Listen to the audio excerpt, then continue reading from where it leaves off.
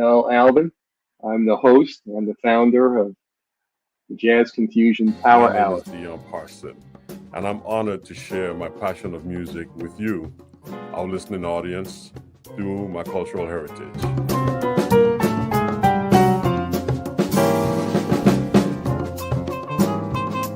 Things can change for you too. If you want to be brand new, that is absolutely possible.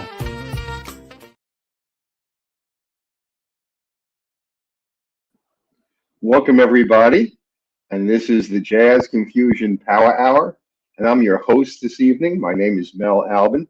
I'm the founder of the Jazz Confusion Power Hour. And I want to tell you a little bit about why I decided to create this show.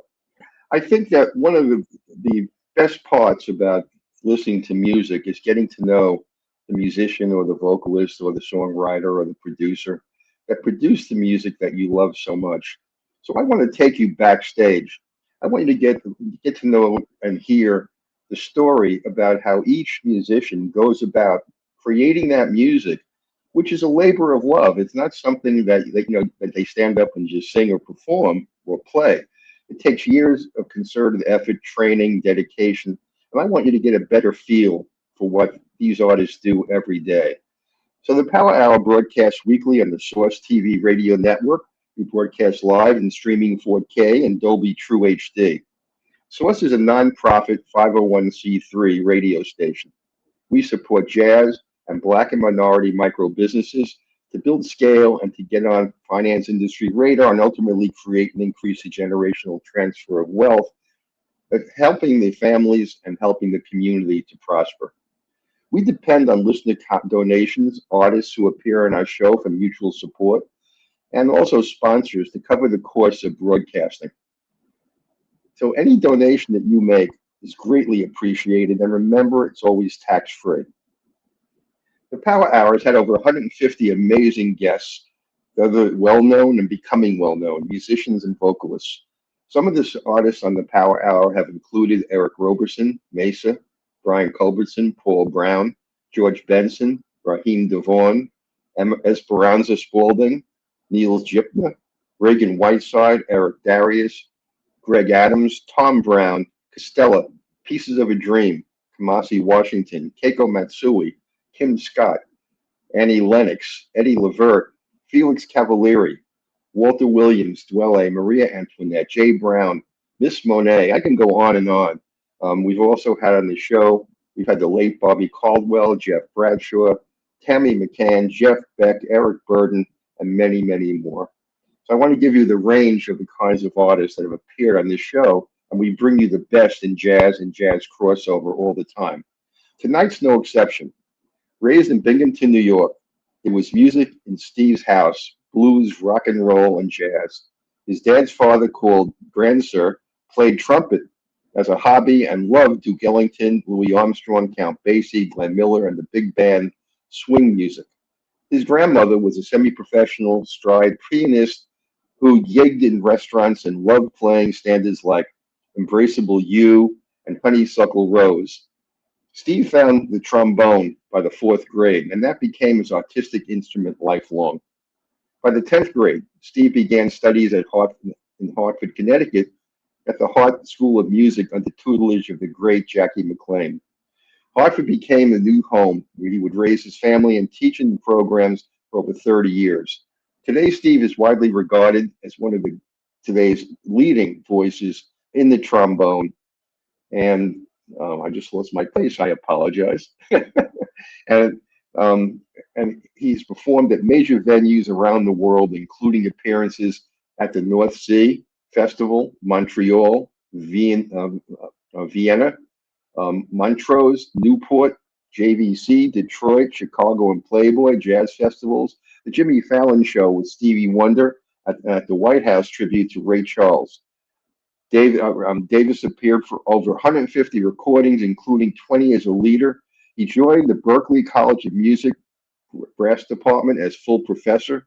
Other prestigious educational affiliations have included the San Francisco Conservatory, RJAM faculty, Janie Asherol's Summer Jazz Workshops, Skidmore Jazz Workshop, Jazz at July at UMass Amherst, Stanford University Jazz Workshop, along with his incredible vocalist wife, Albin Davis. They form a formidable trio, a formidable duo. I apologize. So please welcome tonight's special guest, the one and only Steve Davis.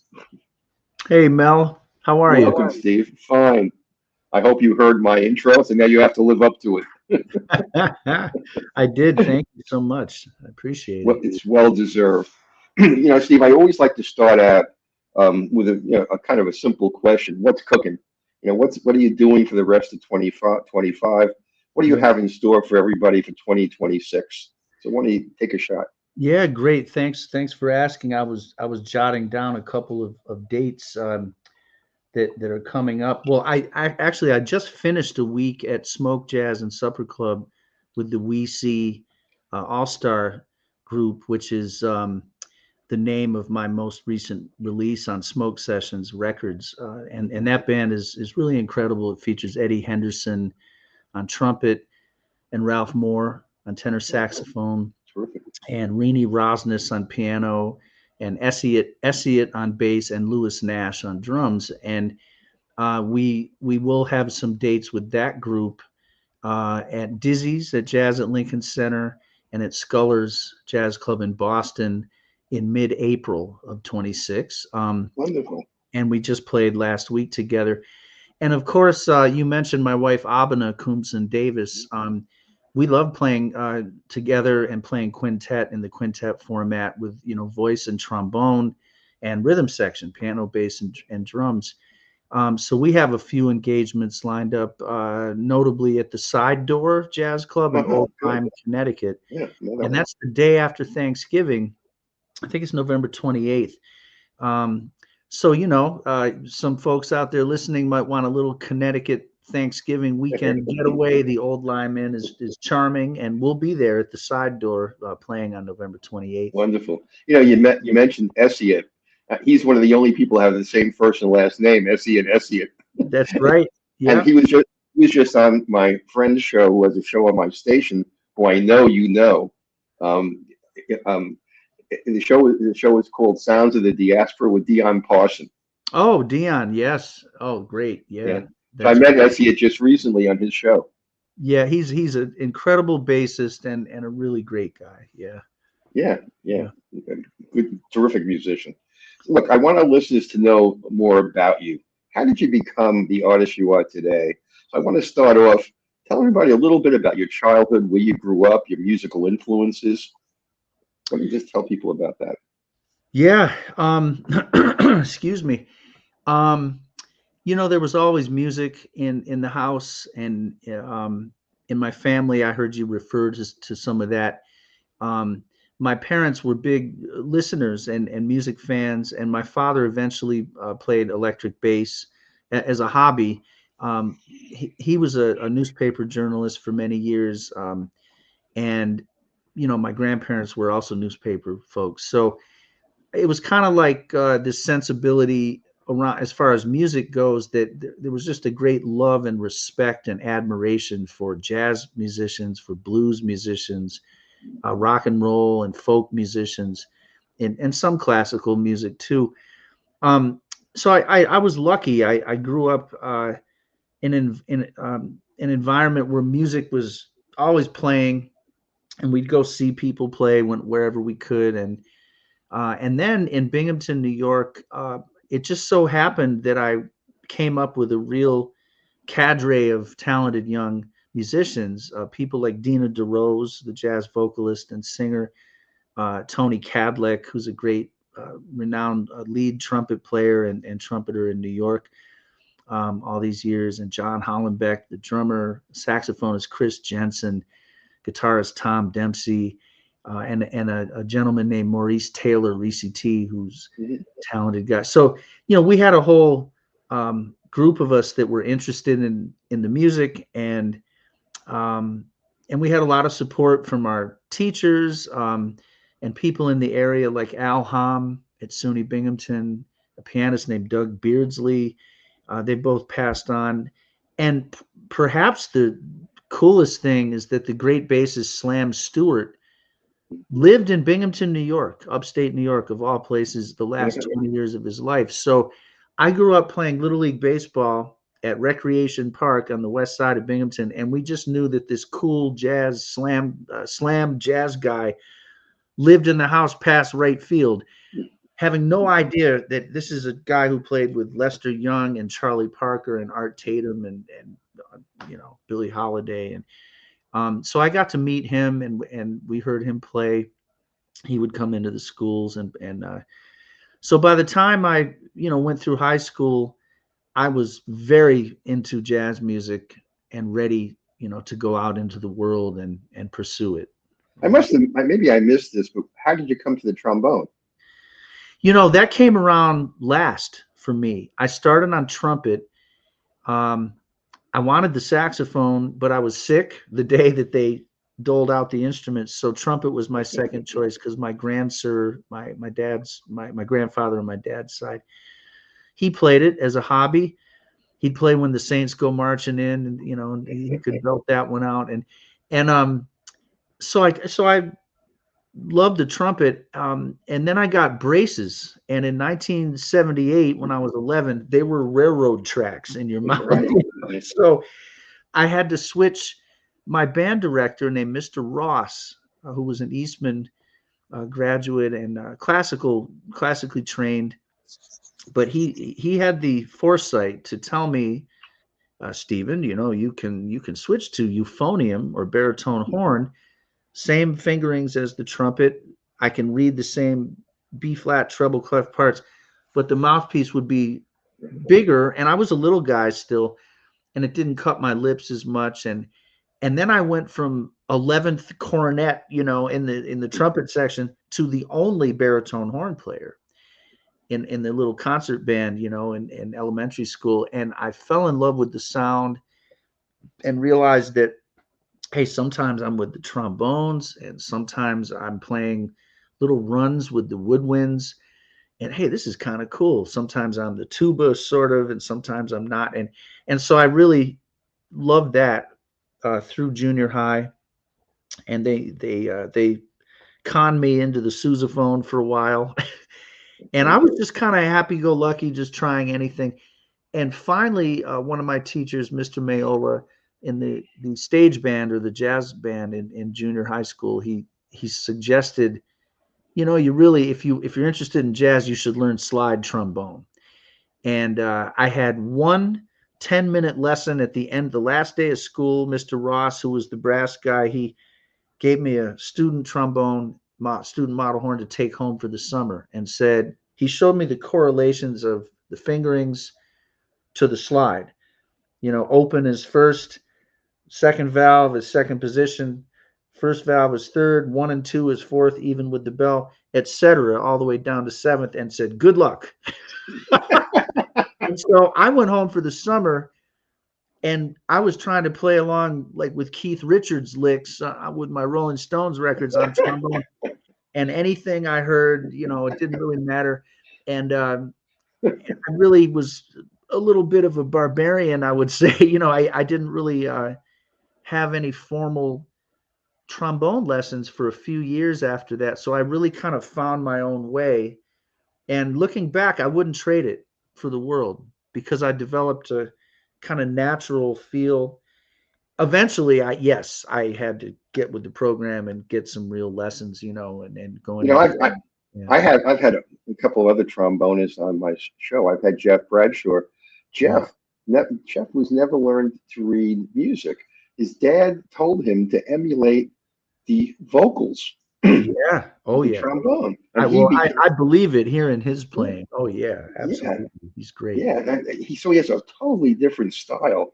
And people don't realize that, the trombone, you have two valves, you have a slide, and you have multiple possibilities, with how sound is created.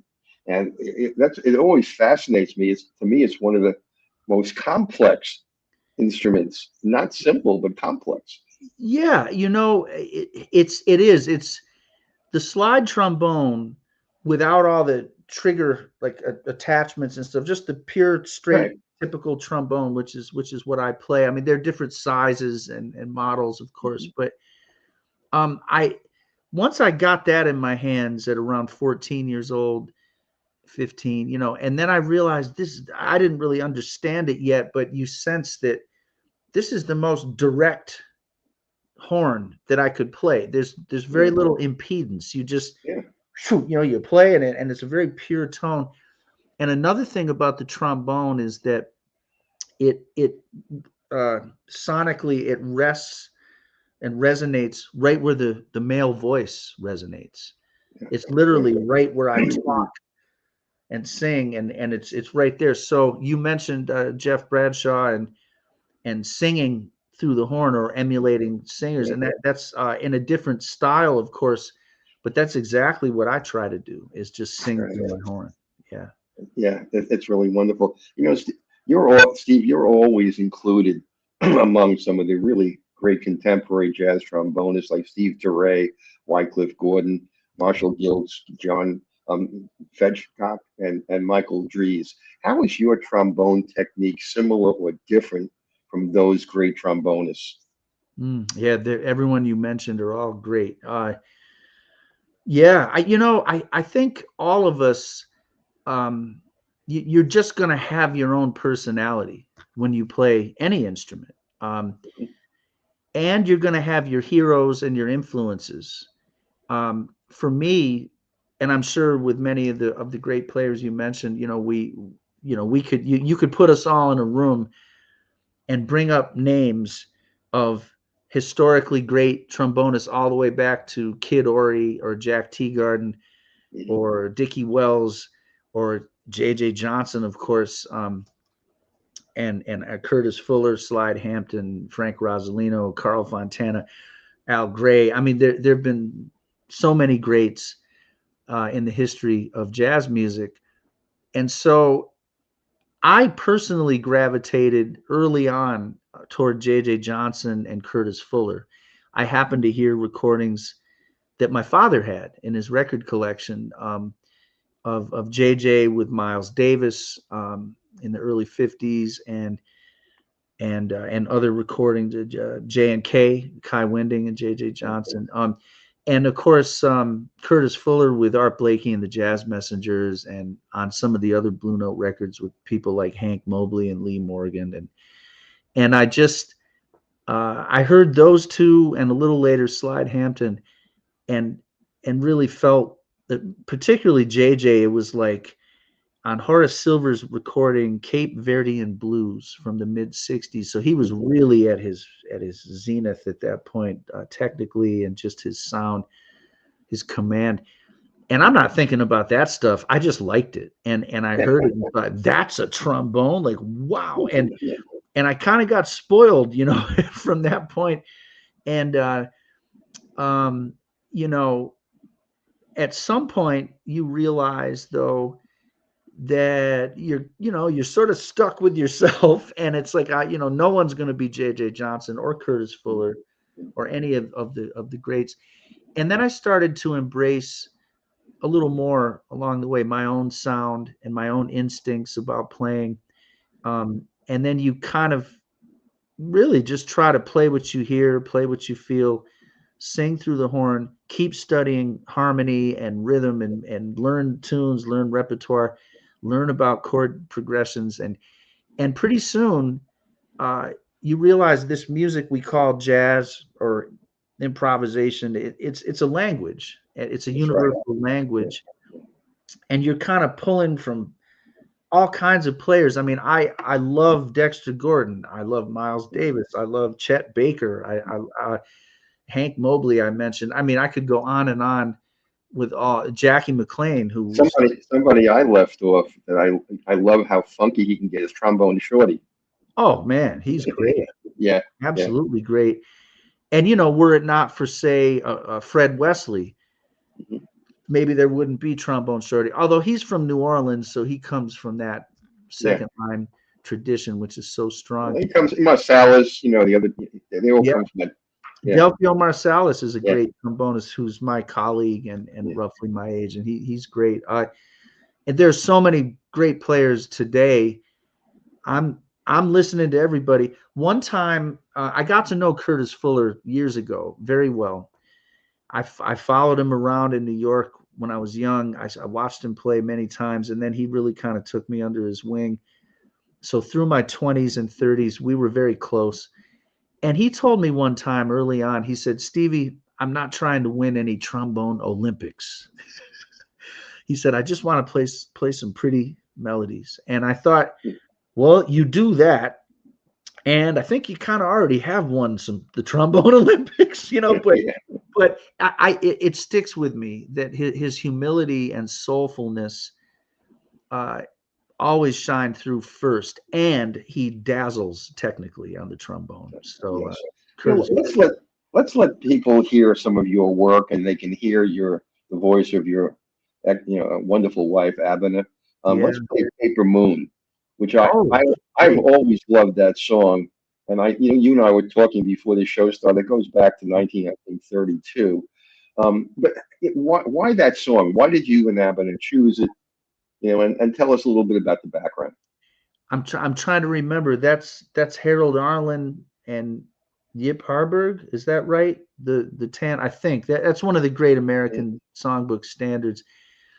Of course, I was aware of the song, and there are different great renditions over the years. But when Abena mentioned that she really liked it and wanted to do that, and she picked the key of C, and it just sits so nicely on her voice. Her voice sits so beautifully for that tune and that key. And once we got together with Rick Germanson on piano and Nat Reeves on the bass and Willie Jones III on the drums, and we just and Rick and I especially, we were able to find some nice little accompaniment phrases, and we never wrote them down. We just kind of played it on a gig, and then we've kind of found some things, and we played it again, and we kind of look at each other, hey, and you don't even have to say it, you just know, hey, that works, like keep that in, and that little lick there, keep that in. And so the arrangement just kind of came about organically over a period of months, and then when it was time to record, we really had something together on it, and it feels natural, and I can't wait to hear it again. Let's play Paper Moon for everybody. This is Steve Davis and the wonderful vocalist Abena Kunsum Davis. So let's hear Paper Moon.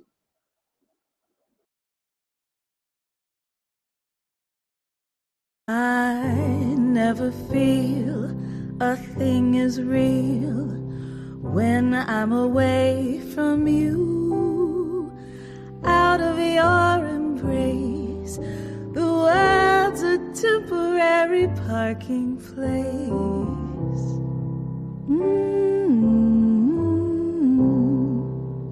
A bubble for a minute. You smile. The bubble has a rainbow in it.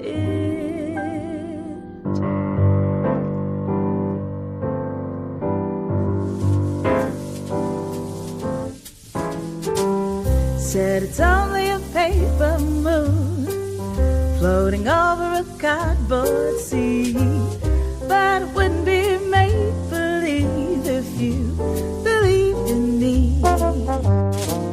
Said it's only a canvas sky hanging over a muslin tree, but it wouldn't be make-believe if you believed in me.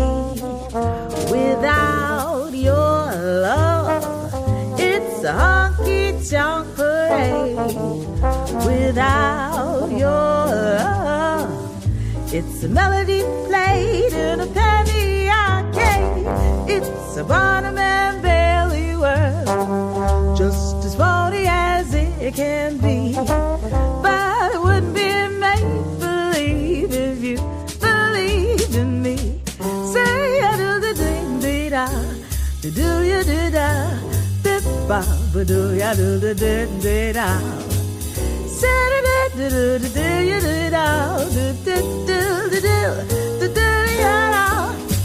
So do-ba-do-la-do-ba-do-de-do, ba-do-ya-do-la-do-la-do-do-ding-dee-ya. So do ba do ya do ba dee dee ah do dee do ba dee da ow. So da dee dee dee dee dee ah. So da dee ya do ba dee ya do da ba do ya do day ba do ya do day. Sit down do ya do dee dee ah.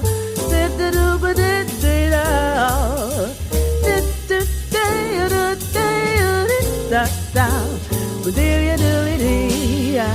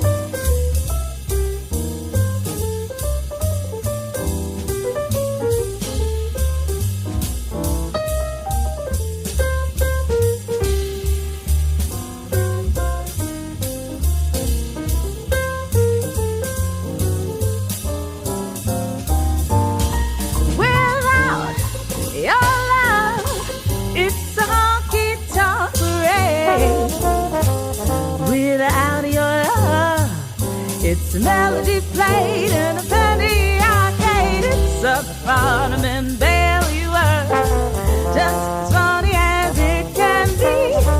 But it wouldn't be make believe if you believed in me. If you believed in me. If you believed in me. Yeah.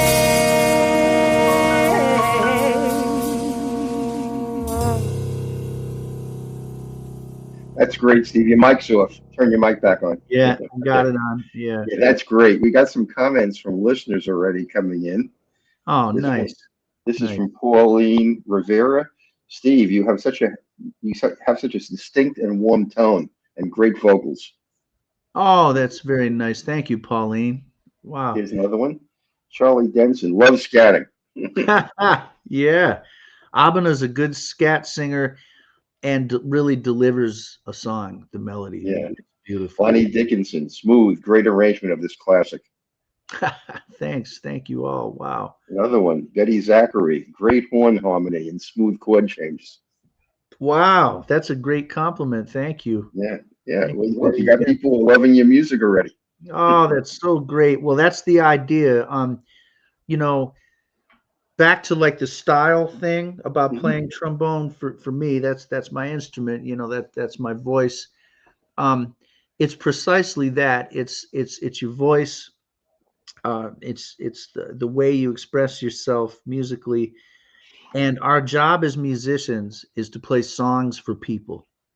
That's it. And I remind students of that all the time. And I'm reminding myself all the time.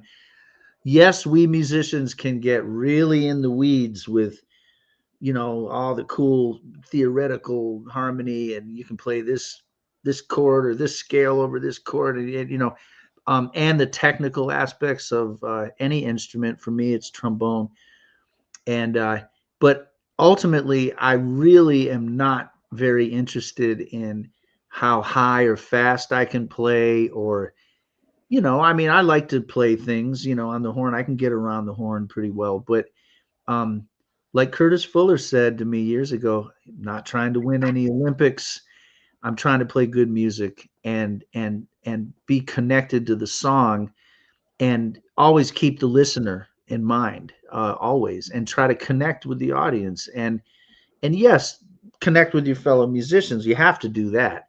But if we're doing that, with a like mind, it really translates to the listener.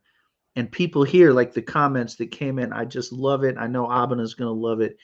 And all the cats on that record date, Rick and Nat and Willie Jones, like they're just going to feel good, that we did something, The way you played on that track, it reminds, Miles Davis always had these great, simple insights into music. And one of the things he said was, what makes a great song are the notes you don't play. Oh, yeah. Yes, sir. Thank you, Miles. Yeah. It's true. And when you have a great rhythm section like that one, and you want to leave some room for the music to breathe when you're soloing. And don't fill up all the spaces. I had the great fortune to play with some over the years. I'm looking back, having to pinch myself, like, was that me? Did I really get to be in all these bands and with all these greats? And to this day, I'm still playing with some of the best. And so it behooves you to not fill up all the space. Right. Play something, see what you get back. That'll spur you on to play something else, and just be available in the moment is the way I like to put it. And if you're so loaded up with, I'm going to play everything I've been practicing, I don't know. It just doesn't do it for me. I prefer the resultant kind of overall feeling when you're not trying to play too much and just play some good stuff in the right place at the right time. And that reminds me in a one-off way, Ringo Starr never liked to do solos, he said, and neither did Charlie Watts of the Stones on drums. They said their role. I loved him. Yeah. Their role was just, and Charlie Watts was a jazz drummer. It always came through. But they also recognized that they're not supposed to be the lead. They're supposed to be the core that keeps everything together. And so what you're saying is just really good. Which brings me to the next question. Yeah. For our young aspiring jazz musicians out there, is there anything you wish you had spent more time on as a student and maybe spent less time on? Oh boy. Yeah, I wish I had kind of maybe taken some of the technical aspects of practicing my instrument a little more seriously early on. It might have helped me, have a little more facility. But honestly, I wouldn't really change much. I played a lot, listened a lot. I hung out and ran around and just was immersed in the music. And I think that's just kind of my story and how I found my own voice in this. We all look back and say, gee, I should have done more of this, or I should have done less of this. But I really wouldn't trade any of it. It's been a wonderful ride, and I'm learning every day. I'm still learning. I'm learning from musicians who are half my age and younger. I'm learning from musicians who are still my elders, and I'm learning every time I play and listen to any of the great recordings. You go back in time and listen, and the music always sounds so fresh. So yeah, it's just a wonderful journey. Well, picking up on this, how would you describe your relationship with the trombone? What's the most important qualities of a trombone for a jazz musician to know? Wow. Yeah, man. To really appreciate and embrace your sound, your own sound. That's what we trombonists really have going for us more than anything is, and we hit on it a little earlier. How do you find it? Well, you play a lot. Yeah. There's a thing called long tones, that you've probably heard of, that brass players and woodwind players do. Where you just play soft notes and you hold them out for long times, and then you kind of do that through the different ranges of the horn and play loud and soft and just gain a kind of focus or core which is a word you just used about rhythm section players and their approach.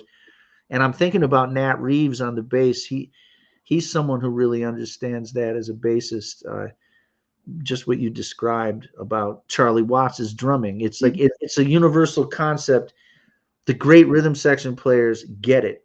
You know, the great pianist Larry Willis, who I knew and loved, and we worked a lot together. He loved to comp. I mean, you could just feel it. He loved to accompany and comp. Could he solo? Oh, heck yeah. Big time. But the comping was the magic, I think, for him. And so he worked a lot. People loved playing with him. As a trombonist, I tried to find something similar with my sound. And I've always been pretty good at blending with other musicians, whether it's in a quintet, a sextet, trombone section in the big band, playing with a vocalist, which I love to do, and particularly with Albin, because she's such a strong musician that, you know, it's almost like playing with a fellow horn player on the front line with her.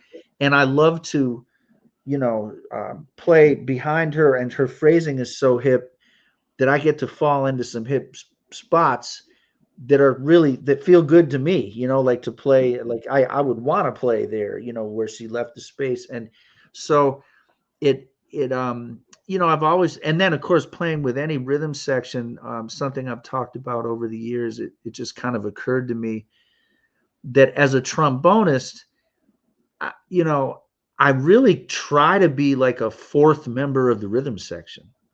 Okay. So you got, you know, if it's piano, bass, and drums, for instance, I get it. I want them, I want to be kind of in it with them. I don't want to be out in front of them. Although, yeah, I guess I am. You know what I mean? So it's not that I'm reluctant. It's just all the good stuff happens when you're kind of more in the fabric of what they're doing and really paying attention to that. Let's pick up on that a little bit more. Why don't you tell everybody a little bit more about your specific trombone, the mouthpiece setup, Yeah. you know, how it influences sound and performance. The slide is a unique element. How do you utilize its potential beyond just, you know, glisten to us and scoops to create the unique voice? What do you tell us a little bit about your trombone? Yeah, Mel, man, you're getting inside the qualities of the horn, man. That's really cool. You know, the particular horn I play, let's see, I'm 58. I got it when I was 21 years old. I was with my mentor, the great saxophonist Jackie McLean, the great alto saxophonist and educator. And I was studying at the Hart School in Hartford, Connecticut. And one day, Professor McLean called me early in the morning, like 6:30 in the morning, and I answered the phone. And for the young listeners, this was landlines. There was no cell phone. and he needed a ride. Something came up, and his ride to New York fell through. And so I had a car, so I went and picked up Professor McLean, and we drove to New York City that morning, 2 hours from Hartford, Connecticut. And as always, I got to just be riveted in the car, soaking up these stories he had about growing up in New York City and learning from Charlie Parker and Bud Powell and playing with Miles Davis at 19 years old in the early 50s, and going to high school with Sonny Rollins. And I mean, you can imagine it was just thrilling. So we get down to New York, and he's getting his saxophone repaired. And so at the shop, you know, the repair guy who was passed on years ago, his name was Saul Fromkin, and his apprentice was Roberto, which is now Roberto's Woodwinds in New York City, very famous. And so I was an apprentice to Jackie McLean. Roberto was the apprentice to Saul Fromkin. We always, every time I see him, we laugh about this. And Saul finished the repair. Benny Golson dropped in the shop that morning, by the way. And you can imagine for a 21-year-old, that was pretty thrilling. And so then he donated some instruments for Jackie McLean to bring to Hartford back home for not the university program, but for the Artist Collective, which is the cultural center in the inner city in Hartford, Connecticut, that Jackie and Dolly McLean, his wife, had founded. So I'm loading clarinets and trumpets and, all this stuff. And at the end, Saul Fromkin says, I've got this professional model large bore Courtois trombone from France. It's used, but it's in mint condition, but it's probably too big. Your little kids up there in Connecticut couldn't. So Jackie McLean said, well, Saul, this is one of my babies here from the college. This is Stevie D. He'd given me my nickname already. He said, hey, son, you want to try the horn? I said, sure. And he opened the case, and it was like the singing sword. It just, it was just, oh my goodness, look at this thing. And I got the mouthpiece something close to what I played. I played one note, an E flat. I remember it like yesterday. And Jackie McLean said, like warm butter. So I played for a few minutes. Jackie McLean says, man, you sound great on that horn. You want it? I said, well, Mr. McLean, I don't have any money. He said, do you like the horn? I said, yeah, but I don't. He said, do you like the horn or not? Do you want it? I said, well, yes. He said, puts his arm around me. He says, okay, Saul, Stevie D's going to take the horn. How much you want for it? So I walked out of there with this incredible instrument. Wow. Great story. $400. I mean, it's unheard of, Yeah. And I've been playing it ever since because it's my sound. Wonderful. What a great story. And I call it Old Faithful because now I didn't call it Old Faithful back then, but all these years later, that horn and I have been all over the world together. I've played every record date almost I've ever made on that horn. I think I'm on my 6th case with the same trombone. The horn lives on, the cases go by the wayside, right? Yeah. And, it's a large bore trombone, but it's light. It's very light for a big horn. So it's not quite the tank that some other models are. And the Courtois does not, the Antoine Courtois company doesn't make them quite the same way anymore. So I'm going to play this baby. Yeah, they probably make them in China now. Oh, geez. I don't think so. But Steve, let's play another one of your songs. I want people to hear more of your music. So let's play Interface, and after I play it, you can come back and tell us a little bit about it. Okay, great. This is Interface by Steve Davis. With Hank Jones. Oh, yeah. With Hank Jones, okay.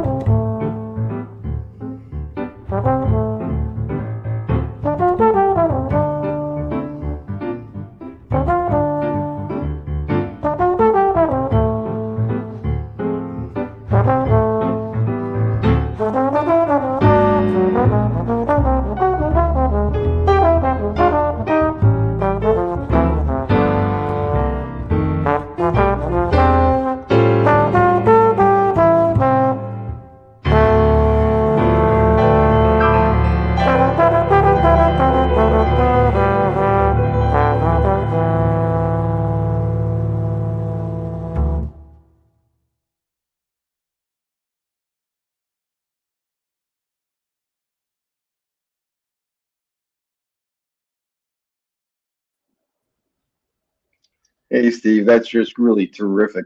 We got so many comments coming in. Oh, thank you, Mel. Yeah, Man. here's one. Betty Zachary, great horn harmony and smooth chord changes. Thank you, Betty. Wow. Here's another one. Ricardo Sintis Estelle, keep it up, guys. You all are the goats. Oh man, thanks, Ricardo. Man, wow. Tina Tranchilla, Steve, you produce such a rich, full tone across the entire range of the trombone, from soft, breathy notes to powerful, bright sounds. Thank you, Tina. You got some horn aficionados here. Yeah, I guess so. Yeah, Who's on the keys? Yeah, Rachel, that is the one and only Hank Jones. And this was recorded in 2008. And Mr. Jones, this was June of 08. So I think he was 89. He was almost 90. Because his birthday is July 31st, and he would have turned 90 in July. So he was 89 years old. Here's another one. Steve, your sense of timing and groove is spot on. Wow, thanks, Ken. Man, you got a lot of people who know the trombone apparently, or know jazz for sure. That's beautiful. I appreciate every bit of it, and you know that I haven't heard that in a long time. And Peter Washington is on bass, the great Peter Washington, who's a few years older than me, and we always talk about this session. There's no drums; it's just the three of us. And the concept for it was there was a club in New York City down in the Village for many years on University Place, excuse me, and 11th, or was it 13th, 11th, called Bradley's. Oh, I know Bradley's. Yeah. Yeah. And so Hank used to play there often, and people like Cedar Walton, and I mentioned Larry Willis before, Harold Mayburn, Tommy Flanagan, Kenny Barron, all the great pianists, John Hicks, Ronnie Matthews. You could just go on and on. And my idea was to sort of fulfill a dream, to play with Peter and Hank. That would be a really great piano bass duo. And could I fit in on the old slush pump and not mess it all up? So, you know, and I kind of went into it, and I had been thinking about all this for years. I think I was in my early 40s on this session. So it, you know, I'd been dreaming of playing with Hank Jones for a long time, and we had done a record just the year prior called Eloquence for John Lee's label, the bassist and who curates the Dizzy Gillespie All-Star projects and big band and everything.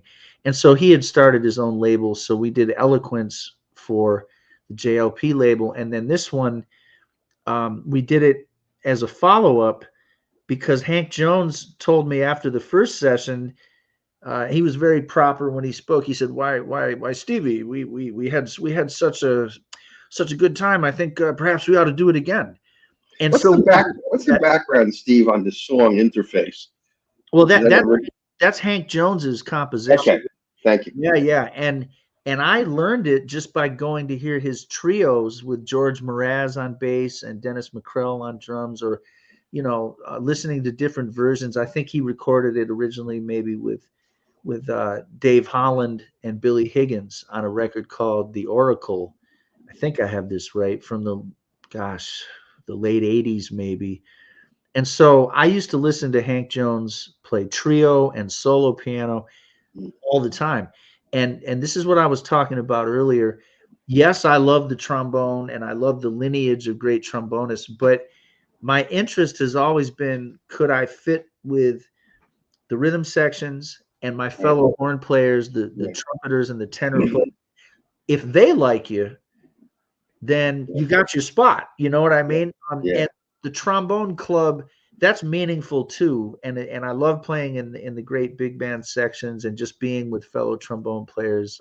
I love that too. But I really always wanted to kind of just find my own lane and play in a way that would kind of blend with, say, complementary. And like in a situation like this one, Hank Jones is so elegant. I'm not gonna start blasting off too much. Like, I want to play smoothly, and I always want to play kind of like a piano, if I can. Here's where we are in terms of time. We're running out really quickly. I'm gonna have to have you come back again, because there's so much. There's so much I want to cover, but I want to play more of your music. So I want to play EC, and then we can talk a little bit more, and then we can wrap up, with Optimism as a final song. Okay, Mel. So, man, it's such a pleasure talking with you. Thank you. Yeah, I'm enjoying this so much. I mean, the hour's gone by so quickly. I'm gonna have you back again. Maybe I'll have you back with Albin, and both of you on the same show. Oh man, that would be great. That would be great. We would love that. Yeah. I'll love it too. So let's play now the third song of the evening, "We See," by Steve Davis.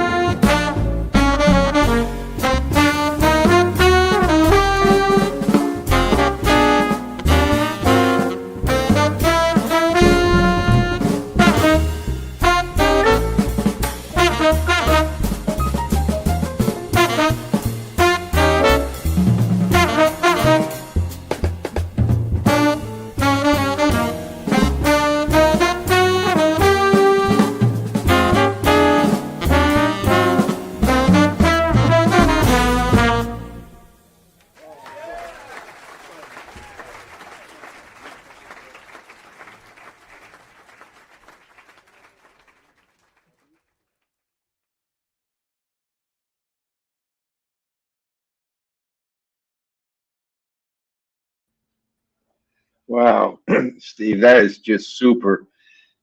we have run out of time. I gotta have you back to do more, but let me throw up a couple of the comments from people. George Beatty, great evening. Thank you so much, Stephen Mel. Love the Power Hour. Okay. Thank you, George. Thank you. Okay. Here's another one. Who's on trumpet? Yep, that's Dr. Eddie Henderson, the great Eddie Henderson. Okay. Here's another one. Ariana Nathan. Love this groove, Steve. Thanks, Ariana. Another one. Bobby Campbell. Steve, you cats have exceptional musical chemistry, individual virtuosity, and a really tight, cohesive, innovative sound. Oh man, what a compliment. Thank you, Bobby. Yeah, that band, the We See All-Star Band, it's a dream band. It's great. Yeah. Yeah. Well, I wanted to get to the last song, but we're really running over time already. Don't even sweat that, Mel. I played Christian McBride's big band for years, since he started it. And, there's his big jazz cruise in January that Abena and I will go on and be a part of. And we're playing NJ Pack in Newark on November 21st, I think it is. And, I wanted to mention a couple things while we're still on the air that I just wanted to be sure to mention. My quintet will be at Scullers in Boston on December 6th coming up, which is a Saturday, I believe. And that features the same rhythm section that played on Abena's record, Where Is Love? Rick Germanson on piano, Nat Reeves on the bass, and Willie Jones III on drums, and a great alto saxophonist that I have a long history with named Mike DeRubo, who's a very special player. Yeah, check him out, Mike DeRubo. So that's December 6th in Boston. Of course, the We See record was recorded live at the Smoke Jazz and Supper Club in on the Upper West Side of Manhattan for Smoke Sessions Records, and I've had a very long, wonderful involvement with that club and label, and I'll be playing there December 28th with an all-star quintet featuring Vincent Herring on alto sax and Eric Reed on piano, and David Wong on the bass, and Carl Allen on the drums. So that's a great band, all-star band. And one other project is David Hazeltine and I, the great pianist. We're going to be starting a new collaborative band called Primary Influences, and we'll be in Vancouver in Canada right after the first of the year. I think it's the 2nd through the 4th of January at Frankie's Jazz Club in Vancouver.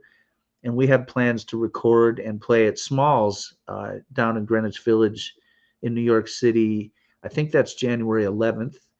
And that group will feature Steve Nelson on vibes, and the great bassist David Williams, and the great drummer from Philadelphia, Byron Landum. So, yeah, there's some good stuff coming up that I'm very excited about. And Nat Reeves, the bassist I mentioned, he has a new album coming out of his own, which is a really heavy group. Eddie Henderson plays on it. Oh, okay.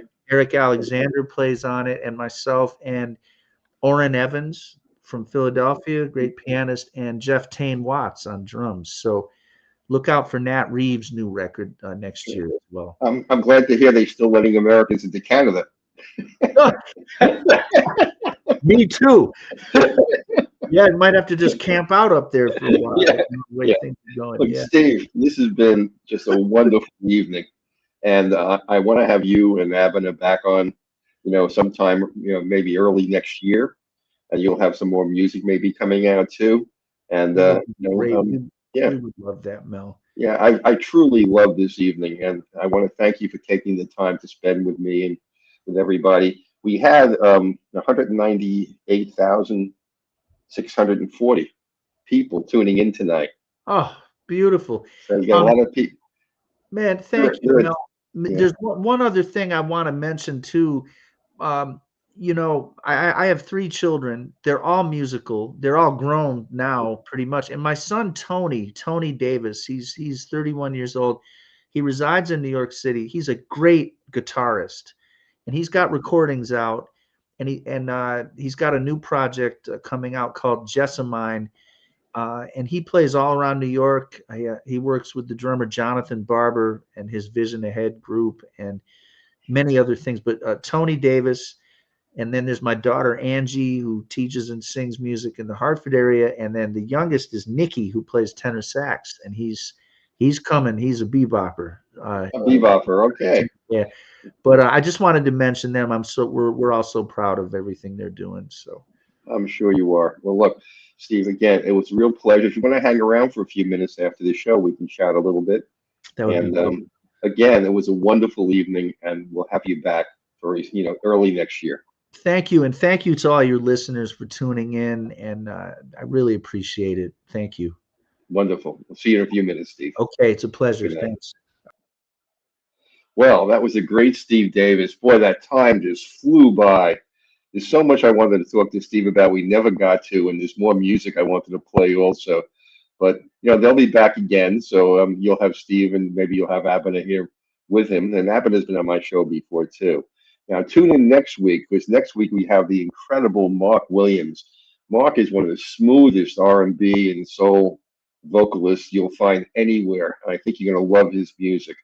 So be sure to tune in next week for another great edition of the Jazz Confusion Power Hour. And I'm Mel Albin, wishing you all a great week, and we'll see you next Thursday. Good night, everybody.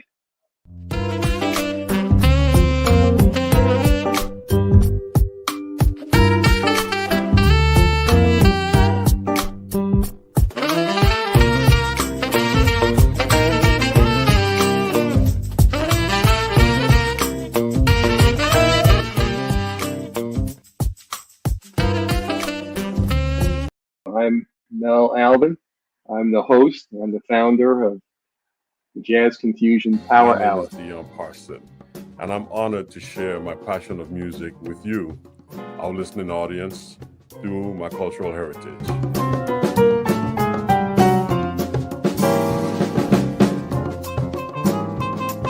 Things can change for you too. If you want to be brand new, that is absolutely possible.